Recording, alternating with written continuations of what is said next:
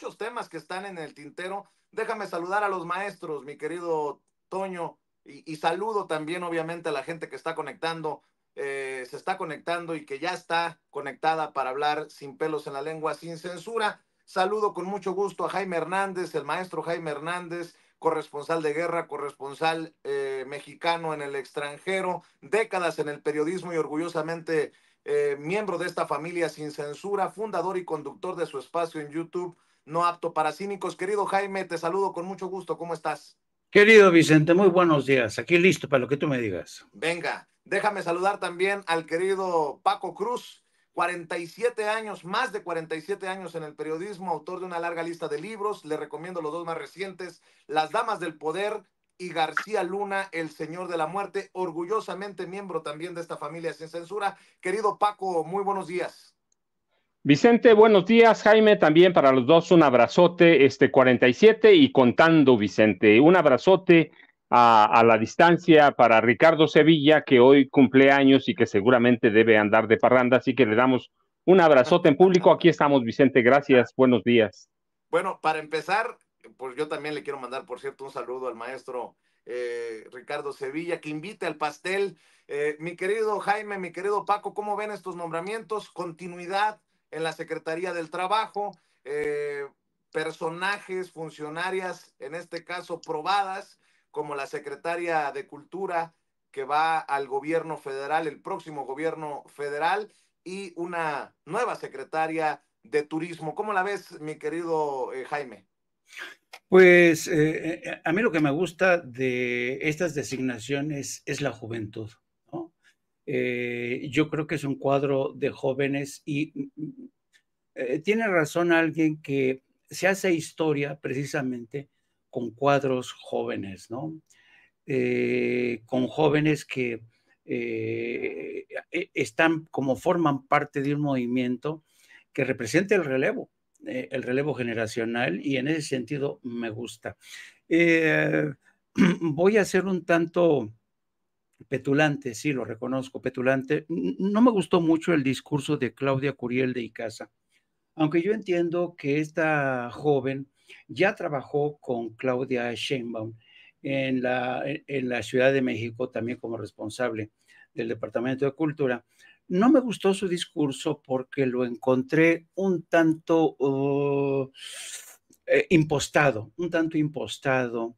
Y yo creo que no era tan necesario recurrir a tanta, porque miren, lo que pasa quizá porque tengo otros referentes, Octavio Paz decía, y creo que tenía razón Octavio Paz, la cultura mexicana es tan potente, que a veces no es necesario entrar en demasiadas descripciones, ni hablar de cómo se va a direccionar o gestionar, no. La cultura mexicana es tan potente, trasciende fronteras, trasciende generaciones, que lo único que necesita son personas cultas, que tengan un empaque intelectual robusto. Entiendo que Claudia Curiel es programadora, también entiendo que estudió historia, hizo algunas licenciaturas en arte, pero a lo mejor estoy en plan demasiado prejuicioso, ¿no? Insisto, su discurso me pareció un tanto impostado, ¿no? Como que le falta profundidad, esa es la palabra, le faltó profundidad. Y la utilización de estos términos también creo que fueron innecesarios, pero yo entiendo que forman parte de de lo nuevo políticamente correcto, cuando dice nuestros hijos, nuestras hijas, nuestros hijes, que siguen resultando, sobre todo este último término, sigue resultando un tanto chocante para ciertos sectores de la población que no entienden, que ven este tipo de esta necesidad o de querer ampliar el espectro de la denominación de sexo, de género, francamente innecesaria, ¿no? Pero dicho esto, yo le deseo lo mejor, tiene la ventaja de la edad a su favor. Y luego me resultó más eficaz el discurso de la próxima secretaria de Turismo, Josefina Rodríguez, me resultó más eficaz, más puntual, sin demasiado ditirambo, sin demasiado a lo que iba, que va a mostrar la riqueza de la geografía, de la historia de México, y se acabó. De Marat, pues bueno, fue un discurso de corte casi institucional. Yo creo que el discurso de Marat lo ha repetido no sé cuántas veces. Marat, pues tiene la enorme fortuna que está sentado sobre un aumento histórico del salario mínimo, más del 116%. Y además, el desempeño durante la administración de López Obrador ha sido, pues bueno, ¿no? Ha sido buena, pero en suma, yo creo que son 3 designaciones que en el caso de las 2 primeras estén en condición de ya veremos, ¿no? En el caso de Marat, creo que está demasiado probado ya su labor y espero, yo en lo personal les deseo lo mejor del mundo y estoy casi seguro de que como tienen, insisto, la juventud a su favor, espero que hagan un buen papel. Y además otra cosa, más allá de lo que opine yo o deje de opinar, está el criterio de una mujer como Claudia Sheinbaum, que supongo que los habrá elegido por alguna razón importante. Así es, lo dice y lo dice bien el maestro Jaime Hernández, Paco, la juventud presente y con puestos importantes en el próximo gabinete, cumpliendo lo que ya había adelantado la propia presidenta electa. Fíjate, Vicente, Jaime, yo voy a resaltar otro aspecto también. Primero, con estos nombramientos, Claudia Sheinbaum Pardo le da un portazo a muchos académicos, periodistas de la vieja guardia, a gente que empezó a especular sobre incluso la esposa del presidente como futura secretaria de Cultura. Es el primer portazo. Segundo, jóvenes, pero que Claudia Sheinbaum Pardo conoce, sabe cómo trabajan, los ha seguido, está tratando de construir su gobierno, está tratando de construir su poder, que no es tan fácil, la construcción del poder, la construcción de la imagen, la construcción del segundo piso de la 4T. De pronto estábamos acostumbrados a presidentes que llegaban y construían su poder de un portazo, ¿no? De inmediato, a rajatabla, rompiendo con todo lo anterior, rompiendo con todo. Claro, era comprensible por el sistema político que teníamos. Hoy tenemos a una mujer que está construyendo su imagen con jóvenes, está construyendo su imagen al margen de los discursos, está construyendo la figura del poder con jóvenes que ella conoce, con jóvenes en los que ella confía, con jóvenes en los que ella está convencida que va a construir el segundo piso de la 4T. Y mira, yo lo decía, es bien importante. ¿Por qué? Pues porque prácticamente está construyendo un equipo, al margen de que pudiera haber cambios en algunos sentidos o en algunas carteras, está construyendo un equipo que finalmente va a llegar más allá del 2030, con jóvenes que conocen, con jóvenes que saben lo que están haciendo, y te digo, todo va a ser a reserva de los resultados, pero de momento son personas que ella conoce, que concuerdan con el resto del gabinete, fuera de algunos nombramientos cuestionados, incluido el de Mario Delgado, pero es gente que ella conoce, que ha trabajado, que le ha dado resultados y que entiende que le van a ayudar a construir esa plataforma o esas bases del segundo piso de la 4T. Hay que esperar, pero de momento, pues sí, no es tan fácil construir poder, no es tan fácil hacer imagen presidencial, y tenemos que esperar, pero yo digo, pues casi está lista para trabajar, Vicente. Falta, claro, el Poder Judicial, el Tribunal Electoral del Poder Judicial de la Federación, faltan algunas cosas, pero ya está lista y faltan algunos nombramientos, pero está lista para el arranque de su gobierno el 1 de octubre próximo. Bueno, con estos nombramientos hay que retomar muchos temas y muchas declaraciones. Por ejemplo, Kenia López Rabadán, no puedo pensar que no se dan cuenta con lo misógino de su discurso y de su narrativa, ¿no? De que el presidente López Obrador le está imponiendo nombramientos a Claudia Sheinbaum. Bueno, por cierto, Kenia López Rabadán, Lili Telles, Xóchitl Gálvez, ya se pronunciaron contra la guerra misógina que empezó en redes sociales y que tiene como blanco a la esposa del presidente Andrés Manuel López Obrador, Beatriz Gutiérrez Müller, ¿no, verdad? Bueno, pues Kenia López Rabadán dice que estos nombramientos tienen el sello de López Obrador. Fíjese, hoy que es jueves de nombramientos, déjeme rescatar este ardor de las panistas como Kenia López Rabadán. Porque pareciera que López Obrador sigue obsesionado con sus caprichos. Bueno, acabamos de ver ayer esta falta de respeto brutal a la doctora Sheinbaum, a la presidenta electa. Ahora resulta que el presidente decide quién va a estar en el IMSS, quién va a estar en COFEPRIS, quién va a estar hasta en una subsecretaría. Hay que decirle a la doctora Sheinbaum, no se deje, doctora. No le permita al presidente que abuse de su poder queriéndole imponer nombramientos. Es la primera vez en la... No, bueno. Defendiendo a Claudia Sheinbaum, sí, que se la crean en su casa, Kenia López Rabadán. Por cierto, en la permanente, el que dejó la víbora chillando fue Benjamín Robles, el diputado del Partido del Trabajo por Oaxaca, Benjamín Robles. De plano sí les dijo a los panistas, lávense la boca cuando hablen de López Obrador y Claudia Sheinbaum. Mucho porque el pueblo ya decidió.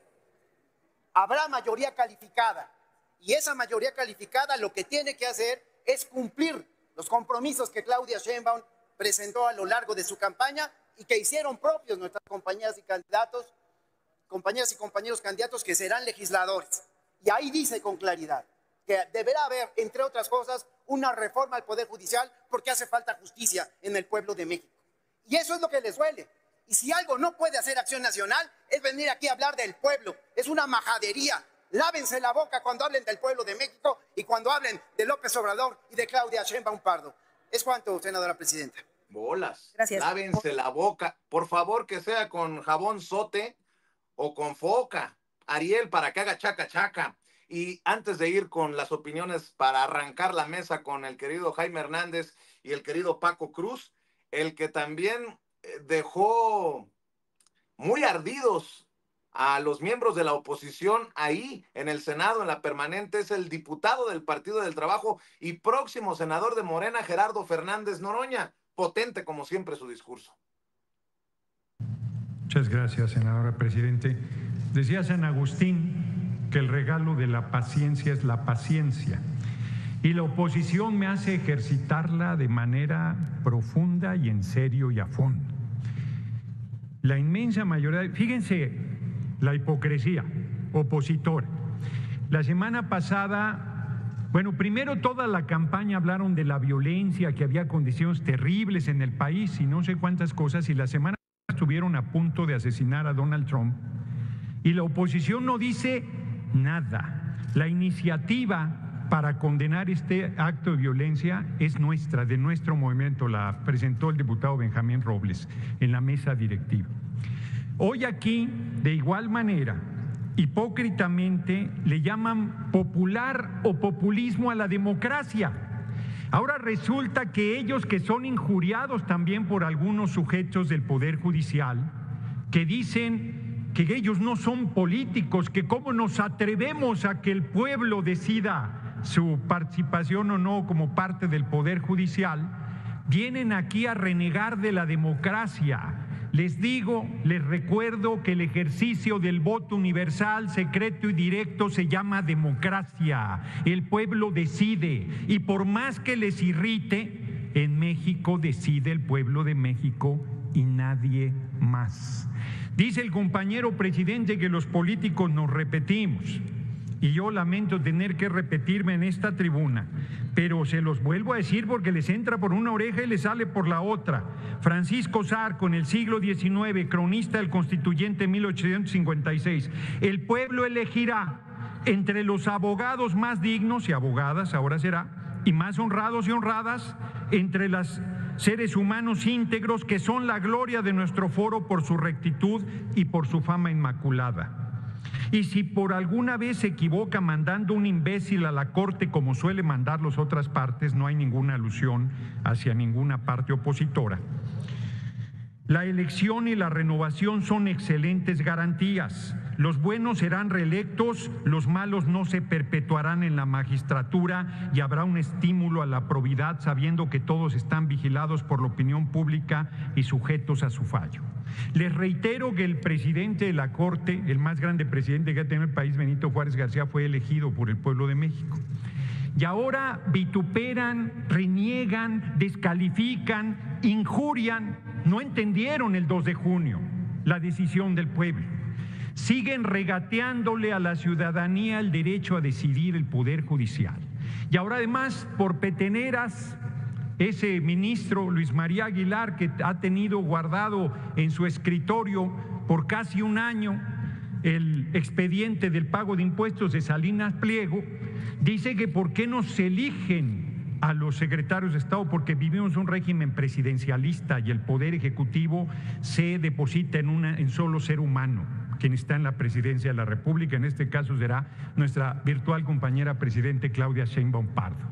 Que un ministro de la Corte demuestre un nivel de ignorancia de ese tamaño del marco constitucional es espeluznante. Pero les aplauden porque los propusieron la caterva del PRI y del PAN, que hoy son minoría. Dicen, escúchenos, pues si los escuchamos hasta el hartazgo, hasta la náusea. El problema es que no quieren discutir con seriedad. El problema, fíjense cómo son de ignorantes o de perversos o de ambos. Es que están sobrerepresentados. Todo régimen político que no sea de representación proporcional pura se sobrerepresenta.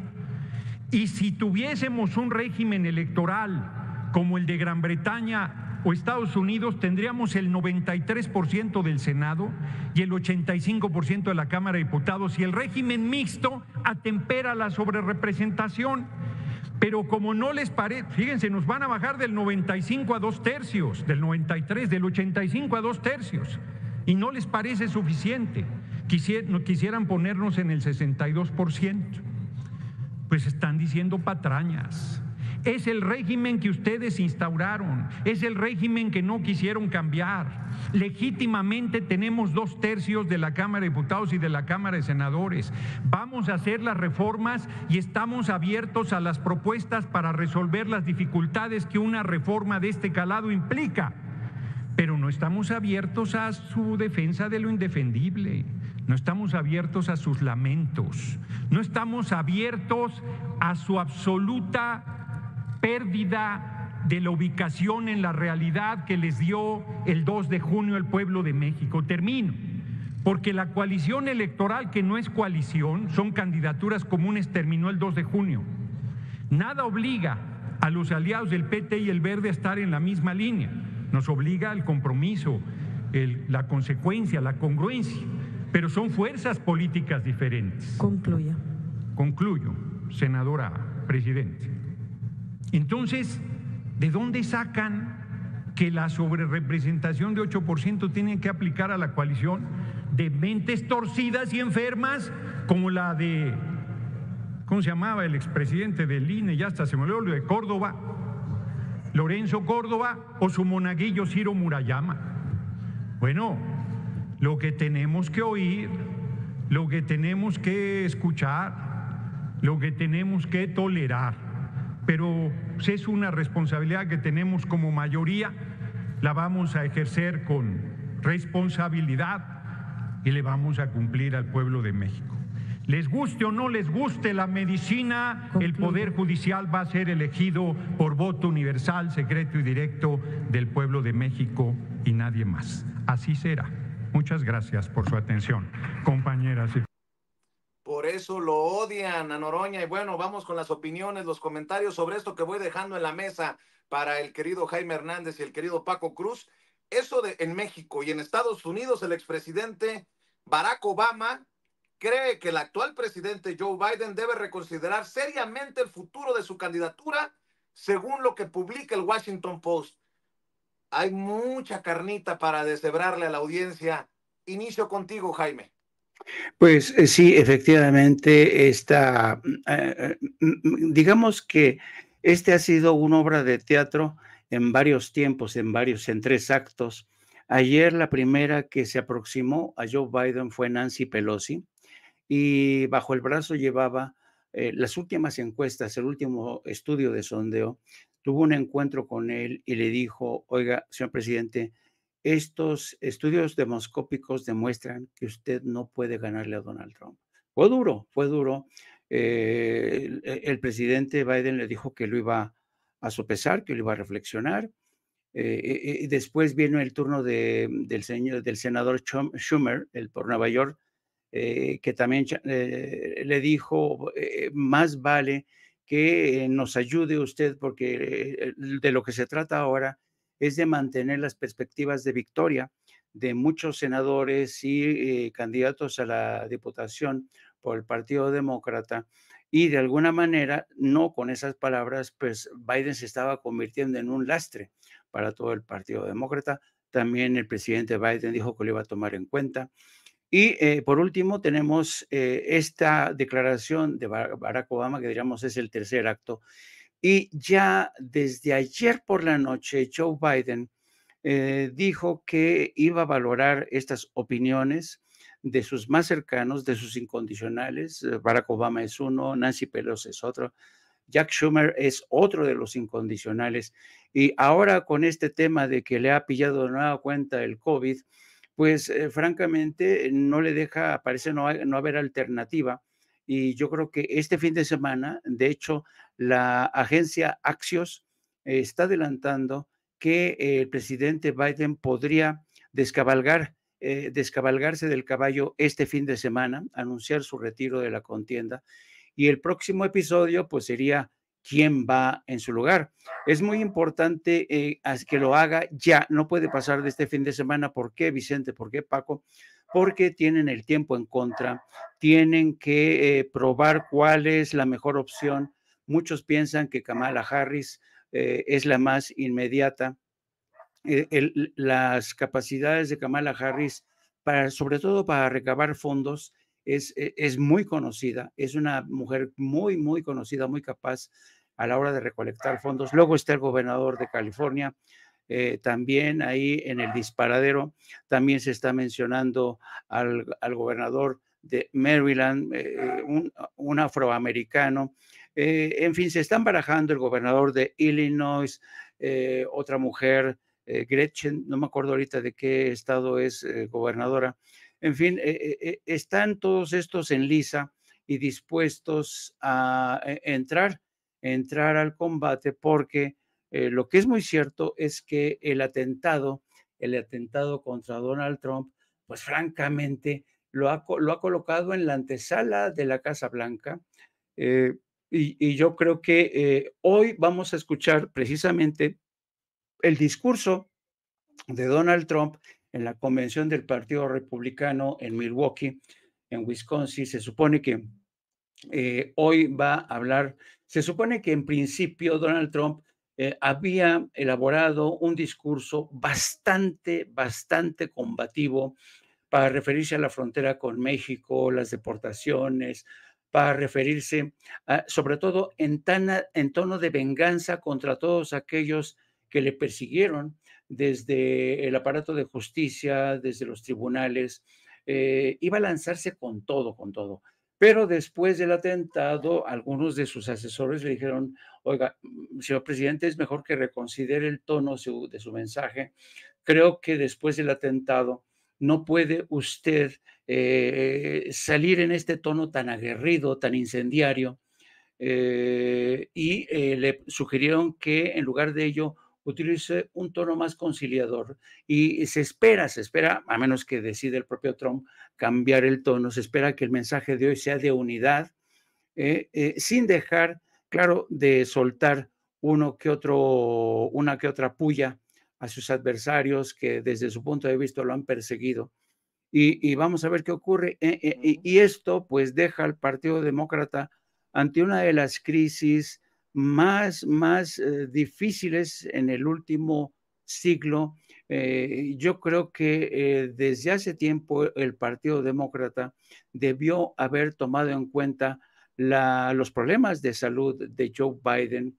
Y ahora lo que viene después, si se confirma la decisión de Joe Biden de soltar la candidatura, viene la campaña de convencimiento para los más de 2.400 delegados, superdelegados que acudirán en agosto próximo a la convención demócrata, para que todos cierren filas y en lugar de respaldar a Joe Biden, respaldan a Kamala Harris o a quien el Partido Demócrata, el cónclave de los demócratas, decida quién es el elegido. Así es que los demócratas están en riesgo, saben que están en un riesgo existencial, saben que están a punto de perder la Casa Blanca. No así porque tampoco están muy mal en las demás contiendas en el Senado y en la Cámara de Representantes, pero no cabe duda de que las malas condiciones de Joe Biden sí que estaban lastrando las posibilidades de muchos, y de ahí que yo creo que este fin de semana tendremos cambio. Hay un viejo dicho que dicen los demócratas, dicen, nunca es aconsejable cambiar de caballo a mitad de la carrera, pero en este caso es imperativo, se tiene que cambiar de caballo, no hay otro remedio, porque el presidente Biden sigue sin superar el 30% de popularidad, sigue estando bajo el agua su popularidad. Así es que vamos a ver qué ocurre este fin de semana, querido Vicente, querido Paco. Así es, y para acabarla de chiflar, el médico del presidente de Estados Unidos, Joe Biden, el médico de la Casa Blanca, asegura que el mandatario presenta síntomas leves por COVID, sin fiebre, pero presenta síntomas leves y está bajo tratamiento con Paxlovid, o algo así se llama el medicamento, en momentos en que Nancy Pelosi, la demócrata más poderosa en Estados Unidos, dice que a Biden le tiene que advertir a Biden que perderá contra Trump y arrastrará al Congreso con él. Ahí se las dejo de tarea. Del lado republicano, fíjese lo que dice Tom Homan, ex jefe de la Agencia de Migración y Aduanas en la Convención Republicana. Trump borrará los cárteles criminales de México de la faz de la tierra. Ay, Diosito, a comernos las uñas porque nos van a invadir los gringos con Trump cuando regrese a la presidencia. Y acá en México, pues, cuando no vemos a la Bastida en Atypical TV, sí fue en Atypical TV, ¿no? Vemos a la Bastida haciendo algo así como una mea culpa en Atypical, o Marco Cortés, diciendo que se siente triste porque se los llevó la chingada también al PAN con la alianza con el PRI. Conste que se lo advertimos muchas veces a Marco Cortés. En fin, mi querido Paco, hay muchos temas. Ahí te dejo el suculento manjar para que tú vayas desmenuzando. Bueno, mira, Vicente, Jaime, primero, Biden, la verdad es que ya debió haber renunciado. Ayer, sí, este miércoles, una encuesta de la agencia Prensa Asociado o Associated Press encontró que la mayoría de los demócratas están ya de acuerdo en que Biden debe renunciar. Es una cuestión como de amor propio, no le cabe en la cabeza todavía a Biden, primero, que sus lapsus mentales son gravísimos, segundo, que la prensa en la Casa Blanca ocultó mucho tiempo, muchas cosas, ocultó, y que hoy, a pesar de lo que representen a J.D. Vance y a Donald Trump, tienen una ventaja impresionante. Hasta antes del atentado y después del primer debate tenía ya 6 puntos de ventaja Donald Trump. Hoy todavía no salen las encuestas, pero es claro que después del atentado eso le abrió las puertas a Donald Trump, incluso para planear su sucesión, que eso hay que ver en el nombramiento de J.D. Vance. No solo está tramando Donald Trump, no solo está tramando los próximos 4 años, que son sus últimos, y después, ¿qué? Y allí viene la sucesión de J.D. Vance y la falta de entendimiento, la falta de la comprensión política del presidente Biden. Es decir, Trump está adelantando su sucesión con 4 años, está anunciando, claro, hay que ver qué papel va a jugar. Kamala Harris se perdió en la vicepresidencia, puede ser una mujer que junte, que sea buena para juntar dinero para la campaña, pero políticamente hablando ha sido una mujer gris. El gobernador de California puede ser una salvación, pero lo que nos dice Trump está ya pensando en el 2028. Biden todavía no puede resolver lo que va a hacer antes de la convención republicana. Mira, si llegan a la convención republicana, van a tener muchos problemas y claramente el Partido Demócrata va a caminar al desastre electoral en noviembre. Hay que esperarlo claramente. Y en México, mira, cambiando de tema, en México, lo decíamos ayer, mira, para mí no es el tema de la sobrerepresentación que tienen un problema gravísimo el PAN y el PRI, porque finalmente ellos desde 2018 pudieron haber cambiado la Constitución. Incluso en el gobierno de Calderón en 2008, quitaron el término de las coaliciones de gobierno. Quitaron el término y dejaron abierta y expresamente la sobrerepresentación de los partidos políticos. Creo que ahí no hay mucho que hacer, si bien es cierto que pueden hacer trampas, que hay presiones sobre el Tribunal Electoral del Poder Judicial de la Federación, que hoy seguramente mañana va a elegir a un nuevo magistrado para tener los 6 para calificar la elección presidencial y las elecciones a la Cámara de Diputados y al Senado de la República. Yo tengo la impresión de que nos estamos entrampando ahí en el Poder Judicial cuando la pelea es verdaderamente la representación, la asignación de lugares, lo que van a hacer, allí van a estar, y en los próximos días, en las próximas 2 semanas, vamos a tener una pelea clave por el Poder Judicial cuando lo que está en juego es la sobrerepresentación, que son las reglas que impusieron el PAN, el PRI, y por último los apoyó el PRD, pero vamos a tener 2 semanas interesantes. ¿Por qué? Porque esto va a definir, no el cambio solo del Poder Judicial. A mí me parece que ya es tiempo que haya una reforma electoral en la que se eliminen verdaderamente los 200 diputados de representación proporcional que tuvieron en una época, tuvieron su razón de ser. En los 70, cuando hay la gran reforma y llegan los candidatos de representación proporcional, había una forma, teníamos un partido dictatorial y teníamos una oposición que no representaba nada en la Cámara de Diputados, aunque eran parte importante. Allí había tiempo. Hoy la representación proporcional se ha convertido en un nido para delincuentes. Hay que ver a Lito, ¿sí? A Marco Cortés, a Ricardo Anaya, a quien pongas. La representación proporcional perdió todo su sentido. Así que no solo te digo, no es a entramparnos en el Poder Judicial. Hay 18 iniciativas constitucionales pendientes.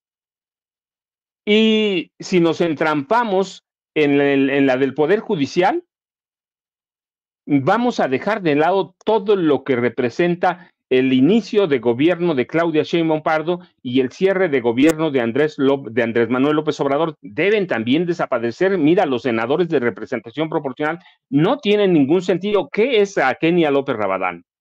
¿Qué es a Lili Telles? La misma Xóchitl Gálvez. Son representación proporcional. ¿Qué va a hacer Manlio Fabio Beltrones ahora? Representación proporcional que se ha convertido en una cueva de ladrones. La verdad es esa. Hay que ver los nombramientos. Entonces, como que el Poder Judicial está quitando la vista de las presiones que hay en el Tribunal Electoral del Poder Judicial de la Federación para sacar primero la calificación y luego la representación proporcional, que yo digo es importantísima. ¿Por qué? Porque no está en juego, te digo, solo el Poder Judicial. Hay 18, son 20 iniciativas, hay 18 que son constitucionales, así que vamos a tener circo de la oposición para un rato, Vicente. Circo cuando la Constitución delimita claramente cuánto o cuál es el nivel de representación de cada partido político, pero pues todavía, por otro lado, todavía tiene tiempo. Hasta agosto tiene tiempo para calificar el Tribunal Electoral del Poder Judicial de la Federación, para calificar la elección de diputados, la elección de senadores, y luego tiene tiempo hasta como por el 8 de septiembre para entregar la calificación a las elecciones presidenciales. Pero estamos entrampados en que en el Poder Judicial, cuando la lucha y las presiones están en el Tribunal Electoral del Poder Judicial de la Federación, Vicente. Y no solamente es la oposición política, la oposición mediática, la oposición intelectualoide.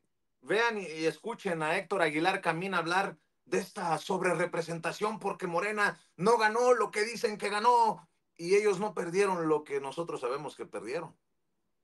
En la mañanera tú dices, les quieren asignar, pues quien se los asignará en todo caso será el INE. No, Héctor. Sí.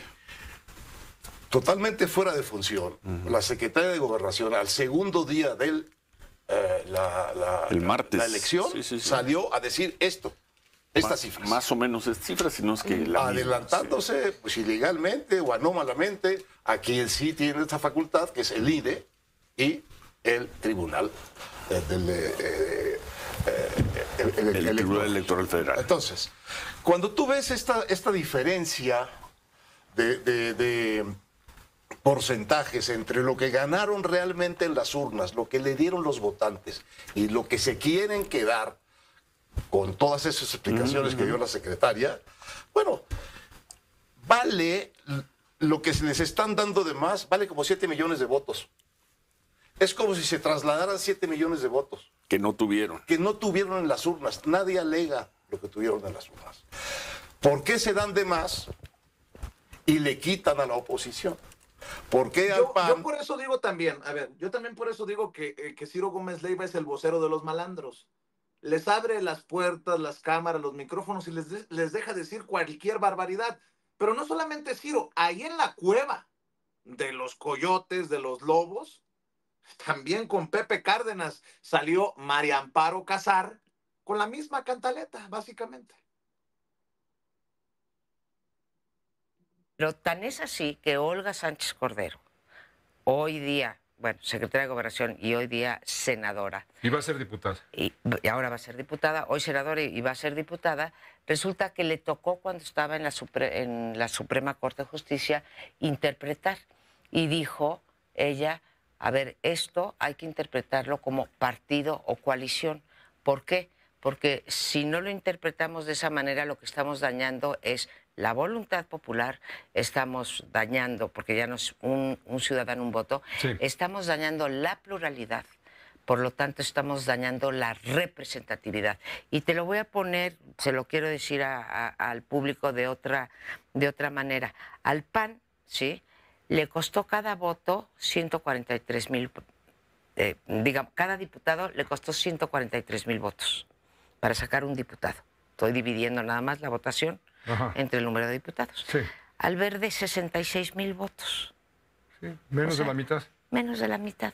O sea, ¿qué te parece eso? Ahora, ¿qué problema representa esto? Uno, viola la Constitución. Ya me perdí, pero vean la gran capacidad, hasta matemática, nótese mi sarcasmo, de María Amparo Casar. ¿Cuánto cuestan en miles de votos cada uno de los escaños?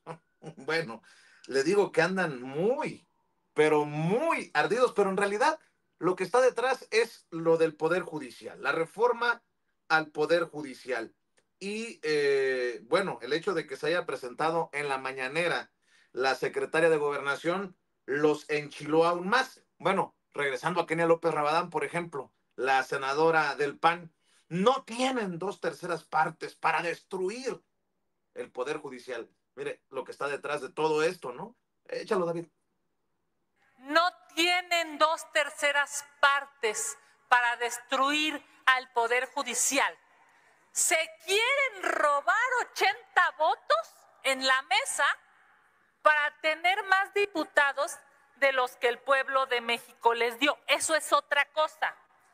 Quieren abusar de su poder, diciendo desde Palacio Nacional, como lo hizo hoy la secretaria de Gobernación, al viejo estilo de Bartlett, quieren improntar y obligar a que tengan más votos de aquellos que el pueblo de México les dio.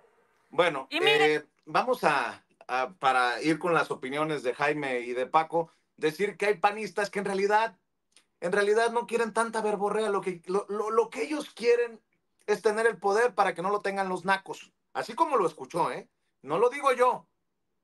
Lo dicen los panistas, como esta panista que se agarró con los morenistas en el Senado y ante la incapacidad para el debate los llamanacos. Nos llamanacos, ¿no? Me parece naco de su parte. Lávense la boca cuando hablen del pueblo de México. Sóbese, dice el señor de Morena, el vocero de Morena. Habrá reforma constitucional al Poder Judicial en septiembre y Fíjese estará nada más. el Congreso. Puede ser que nos generen reacciones las declaraciones de Kenia López Rabadán, pero esta panista que define el actuar como naco. Bueno, mi querido Jaime, voy contigo y los comentarios y se suman los temas y lo que le pongas también a esta mesa de maestros. Pues este uso de comentarios tan derogatorios de esta diputada, lo único que demuestra es falta de argumentos. Y además, fíjate que resulta chocante ver hasta qué punto esta gente insiste en querer insultar la inteligencia de la mayoría de los mexicanos, o por lo menos los que votamos a favor del cambio del famoso Plan C. Y realmente aquí, Vicente, como tú ya has demostrado, hay toda una estrategia, toda una estrategia. Esta misma semana, Joaquín López Dóriga, entrevistando a un diputado priista, dicen, tenemos que poner primero el tema de la sobrerepresentación y después tumbar la reforma del aparato de justicia. También lo hizo Pepe Cárdenas. Estaba viendo yo ayer en Atypical a la señora Tere Vale poniéndole en bandeja de plata a Luis Carlos Ugalde. Y Luis Carlos Ugalde decía que el argumento democrático es a favor de o en contra de la sobrerepresentación. Y luego la señora Kenia López Rabadán hablando de hiperrepresentación, ¿no? Y creen que con estos argumentos realmente pueden voltear la tortilla y pueden convencernos a todos de que efectivamente aquí hay una excesiva sobrerepresentación de nuestra voluntad popular. Pues no, y yo te apuesto que si ahorita se hiciera un sondeo, se quedaría revalidado el apoyo de la mayoría al famoso Plan C. Y para mí, que por fortuna tenemos las mañaneras y por fortuna, qué bueno que intervino Luisa María Alcalde, explicando con peras y manzanas por qué sigue existiendo esa legislación, por qué no ha lugar a ninguna interpretación de la Constitución, porque la Constitución es muy clara. No se puede tomar a una coalición porque esos cambios, por cierto, los hicieron el PRI, el PAN y el Partido Verde para decir que no, que es por partido político. Cada partido político no tiene derecho a un 8%, pero ahora quieren que sea considerada como coalición no por cada partido político. Pero si ellos fueron los que eliminaron un artículo en el que precisamente preveía este tipo de problemas, el tema de la sobrerepresentación. Entonces yo creo que el gobierno de Andrés Manuel López Obrador ha sido muy hábil a la hora de poner y administrar esta suerte de vacunas a través de la mañanera, informando, desactivando esta narrativa y poniendo realmente en ridículo a personas como Amparo Casar, como López Dóriga, como todas estas gentes que están empeñados en tratar de regatear a como dé lugar la victoria de Morena el pasado mes de junio. Así es que, pero, y como dice bien Gerardo Fernández Noroña, los cambios de la Constitución van, pero vamos a ver en el curso de los próximos días estos pataleos. Enrique Galván Ochoa, don Enrique Galván Ochoa, advertía hoy en su columna que podría estar gestándose una chicanada para justamente tratar de voltear este sistema de conteo, pero yo creo que si lo hacen, hijo, realmente despertarían ahora sí que al México bronco, le estarían tocando los aguacates al tigre, y realmente no creo que el Tribunal Electoral y el INE vayan a llegar a ese extremo. Esperemos que no. Esperemos que no, porque, a ver, vamos a ser claros, muchos priistas y panistas están haciendo la mea culpa, como Francisco Labastida Ochoa. En Atypical admitió que el empobrecimiento de la nación fue por culpa del priismo al no aumentar, por ejemplo, el salario mínimo. Importante tema hoy que se ratifica la continuidad de Marat Bolaños en la Secretaría del Trabajo en el próximo gobierno. Esto fue lo que dijo.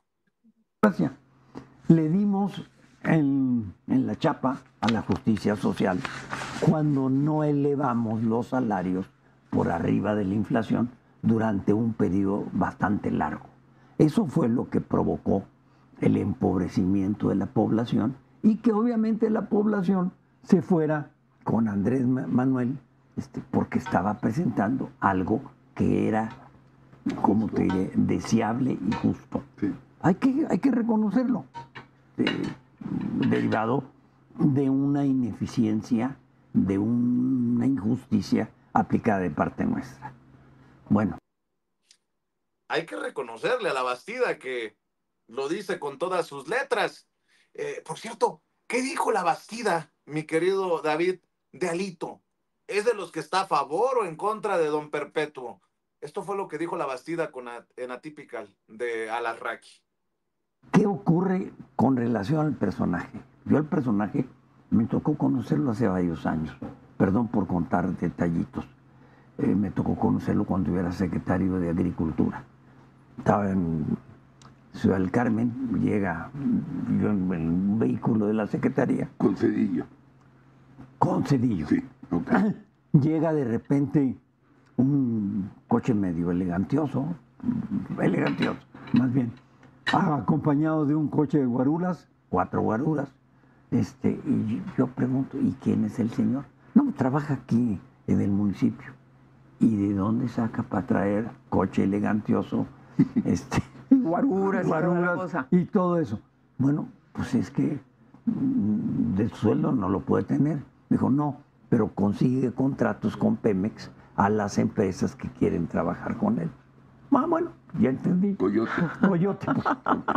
En pocas palabras. Luego me tocó tratar. Coyote dice de Alito Moreno, Francisco Labastida Ochoa, otrora candidato presidencial del PRI. Mi querido Paco, vamos avanzando con los temas. Vicente, avanzamos con Labastida, pero déjame decirte algo. Lo que dijo a Luisa María Alcalde Luján, la secretaria de Gobernación, sobre la representación, que eso es bien clarísimo.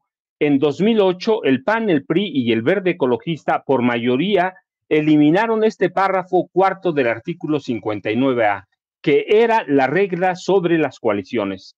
A partir de entonces, eliminándose esta regla específica, la asignación ha sido por partido político y no por coaliciones.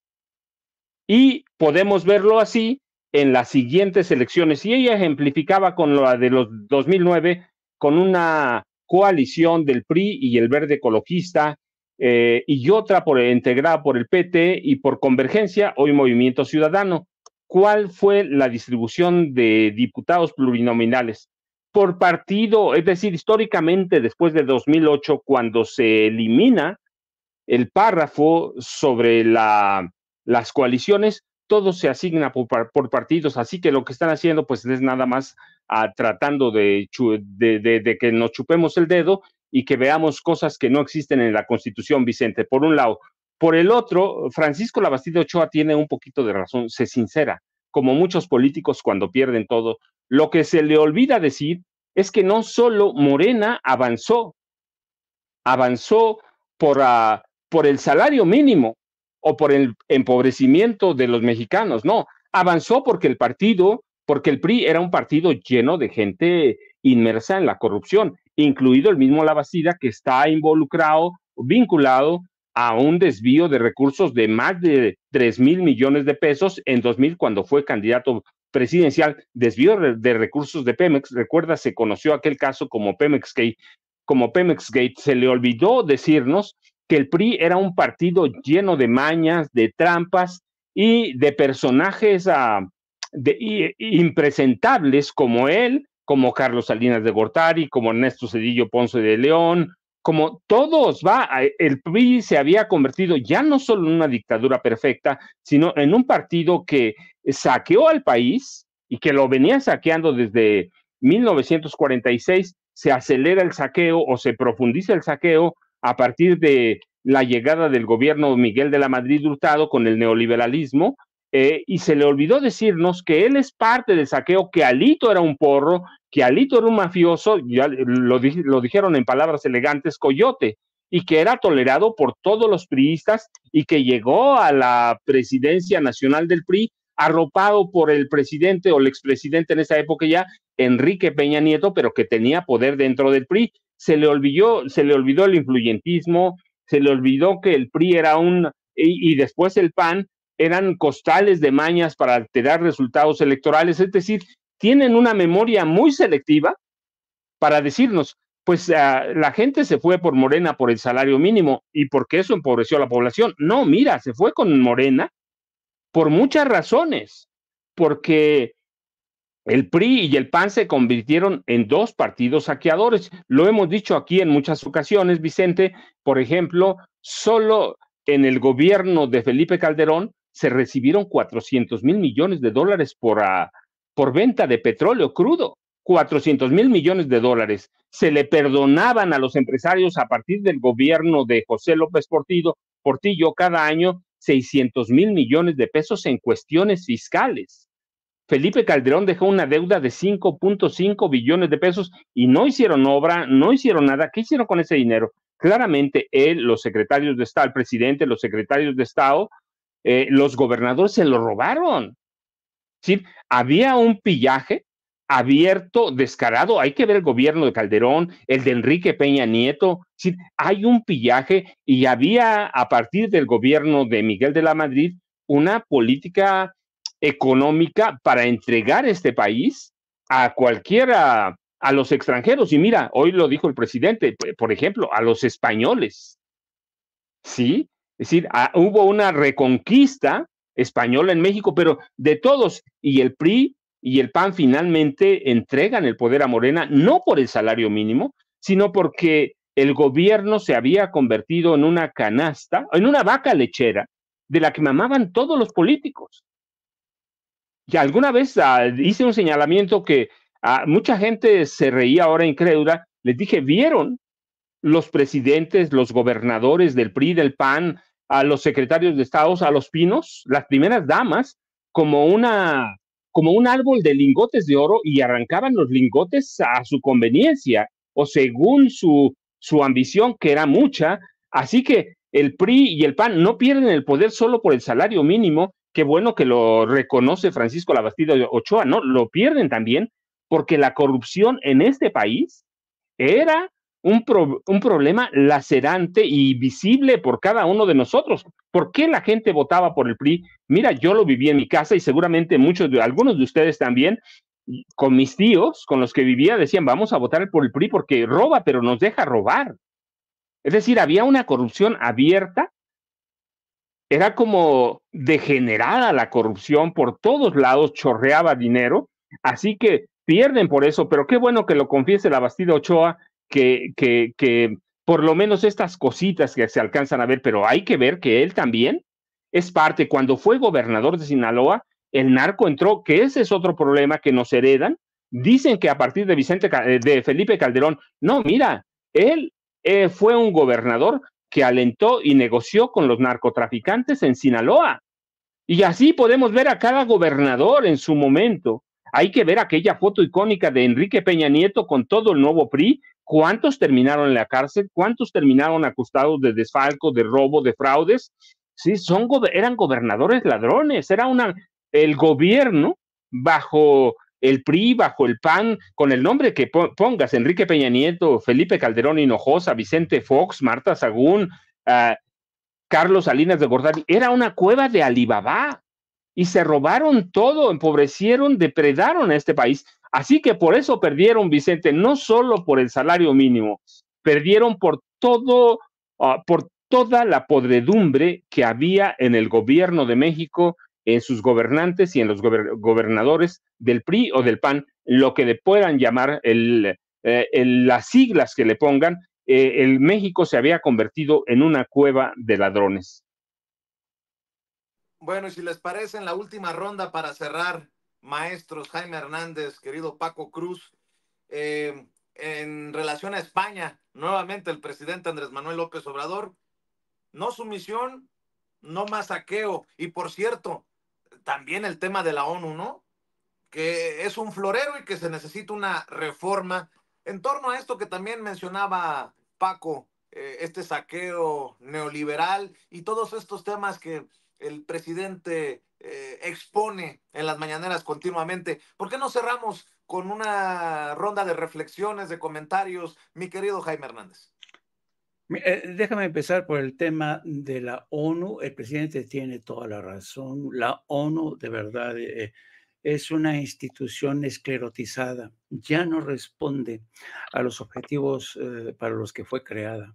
El mismo edificio de la ONU en Nueva York, ya prácticamente si uno se adentra en ese edificio, es como adentrarse en los años de la Guerra Fría. El edificio ya se quedó viejo, ya se antoja vetusto. Las reglas del juego en el seno de la ONU en Nueva York siguen siendo, por ejemplo, para que se den una idea, los cubanos no pueden viajar después de determinado perímetro del área de Nueva York, lo mismo los diplomáticos de Corea del Norte, lo mismo los chinos que están amurallados. En fin, Estados Unidos sigue ostentando la sede de la ONU, pero, y por eso mismo todo mundo se aviene a sus reglas.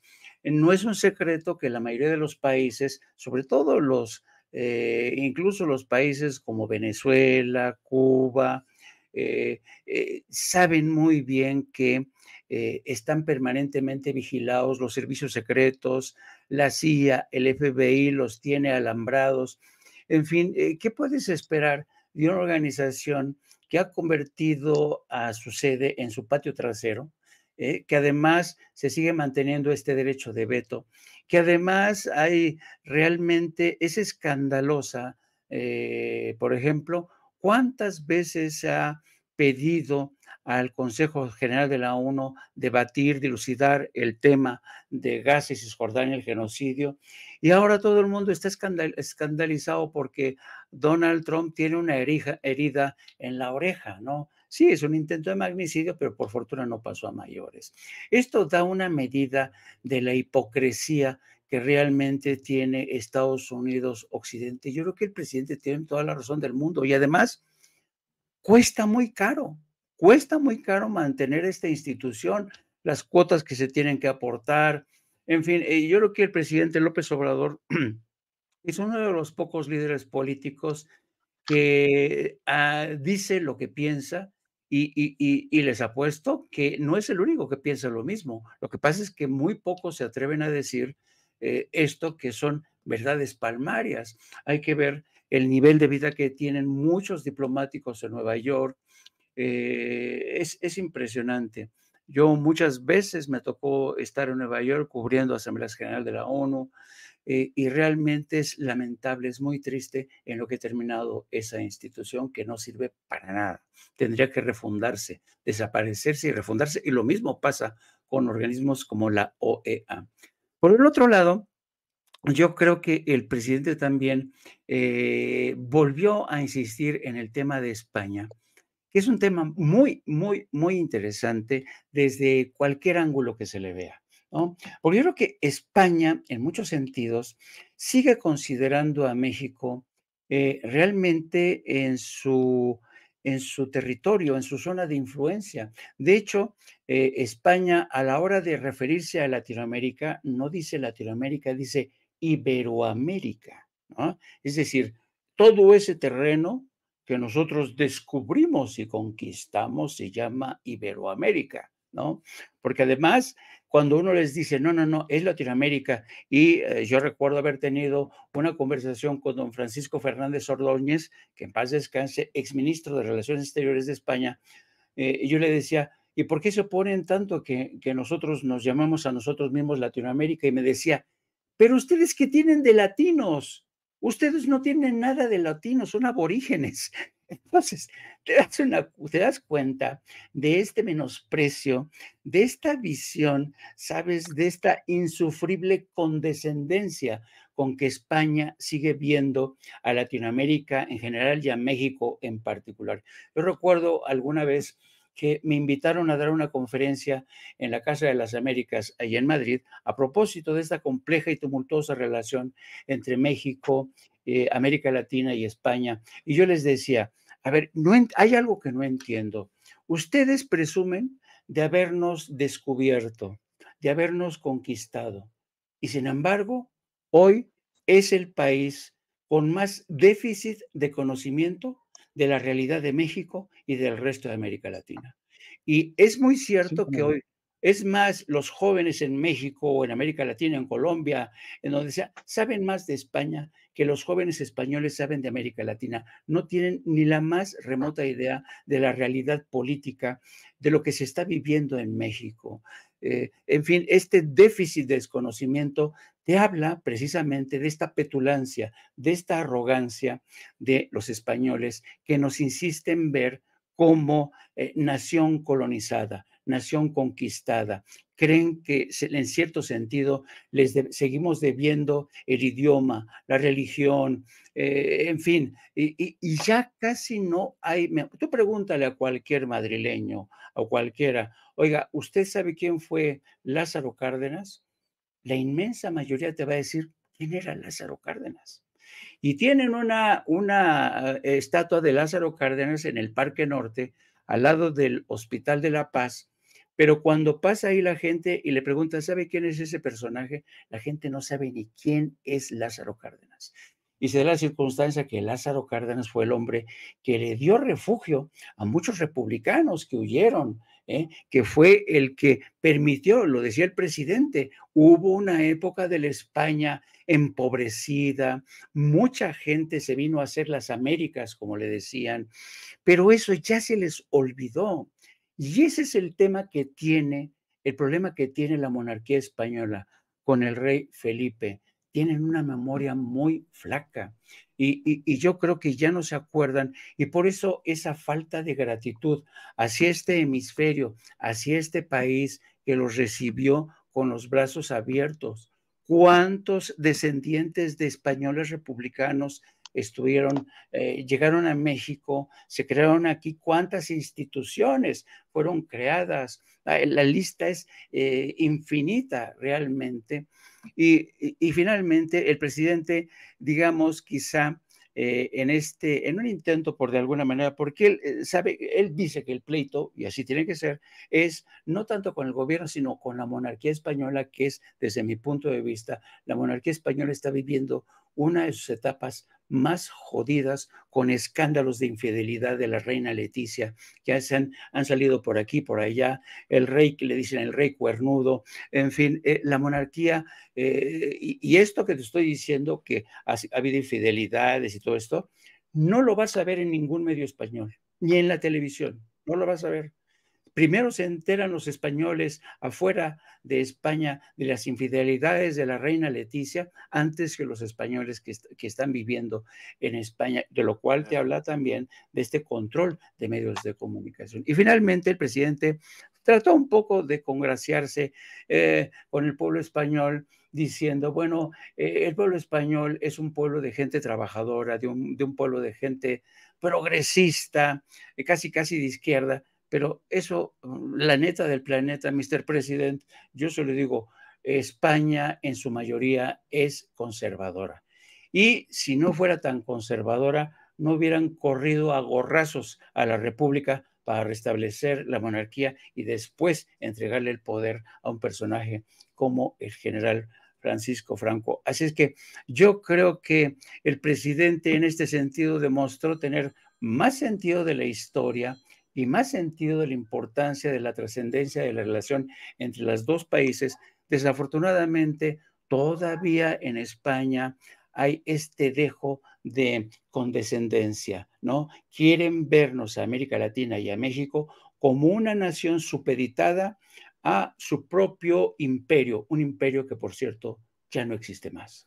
Y eso de la infidelidad es solamente un tema. Acuérdense del rey que se iba de casa a África y los temas de corrupción. En fin, mi querido Jaime, ¿por qué no cerramos invitando a la audiencia a tus redes y a tus espacios? Dentro de hora y media ya los espero en No Apto para Cínicos. Vamos a hablar de esto y muchos otros temas. También me pueden encontrar a través de las redes sociales @JaimeYo1. Y te mando un abrazo inmenso, querido Vicente, lo mismo que al maestro Paco. Y pues nos vemos a la próxima. Claro que sí, Jaime. Paco, vamos a cerrar con tus comentarios, tus reflexiones, tus opiniones sobre estos temas. Una gran variedad de temas que han quedado hoy sobre la mesa. A Vicente, Jaime, mira, yo más bien estoy sorprendido cuando parecía que el impasse en las relaciones México-España pasaba ya había superado el desencuentro que empezó en marzo de 2019 cuando López Obrador le pide al rey de España que admita la responsabilidad histórica de España por los agravios causados durante 3 siglos después de la conquista y durante la conquista, y ofrezca disculpas o resarcimientos políticos. Sale López Obrador con un palo, y yo iba a decir un palo al rey cornudo. La verdad, cierra López Obrador con todo poderoso, llamándoles lo que los llamó cuando les pide que ofrezcan disculpas: arrogantes, soberbios, irresponsables de una barbarie en las Américas, en concreto en lo que hoy es México. Así que cierra duro, no solo con España. Yo pensaba en 2023, incluso ya nadie se acordaba, parecía que había quedado zanjado el tema de la disculpa y de la responsabilidad histórica de España. Se habló incluso de que las inversiones de españoles en México estaban muy sólidas, que México estaba el comercio exterior entre los dos países estaba creciendo, el comercio bilateral estaba muy sólido, ya no se había hecho ruido, y mira qué cierre tiene el presidente, con un palo, digo, al rey cornudo, pero directito, no se anda por las ramas. Él no va a arreglar nada, le da un portazo. Yo no, quizá con Claudia sí, pero yo no voy a hablar ni con el rey, ni con la princesa, con nadie. Ya prometí, si le da un portazo, y es un cierre de gobierno, y el cierre con la ONU es lo mismo.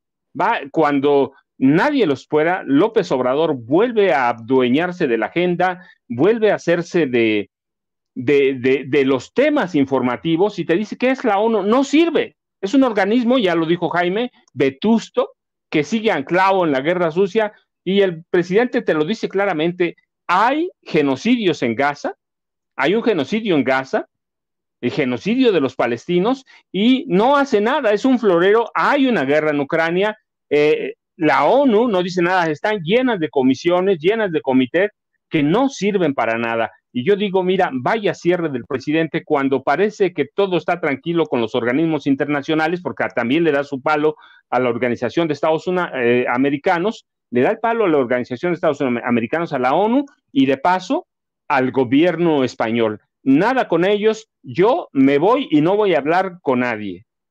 Si les voy a aplaudir, claro que sí, como le voy a aplaudir a todo el mundo, pero nada que ver. Así que para mí es un cierre de gobierno muy poderoso, y que no zanja, nunca zanja aquel desencuentro que empieza cuando López Obrador, con sus razones, las razones históricas, que es, ya lo dijo Jaime, es un conocedor de la historia entre los dos países, le pide disculpas, pero no solo a ellos, recuerda, también al Papa, y le pide que admita al rey de España la responsabilidad histórica por los agravios causados durante la conquista y después tres siglos de la colonia. Así que es un cierre poderoso, y para mí muestra y pinta de carta cabal lo que ha sido Andrés Manuel López Obrador, un hombre digno, un hombre que ha regresado la dignidad, lo dijo claramente, jamás sumisión, no a España, para nadie, Vicente. Así que para mí es un cierre poderoso y esto marca lo que ha sido todo su gobierno desde que empezó el 1 de diciembre de 2018. Vicente Jaime, un abrazote.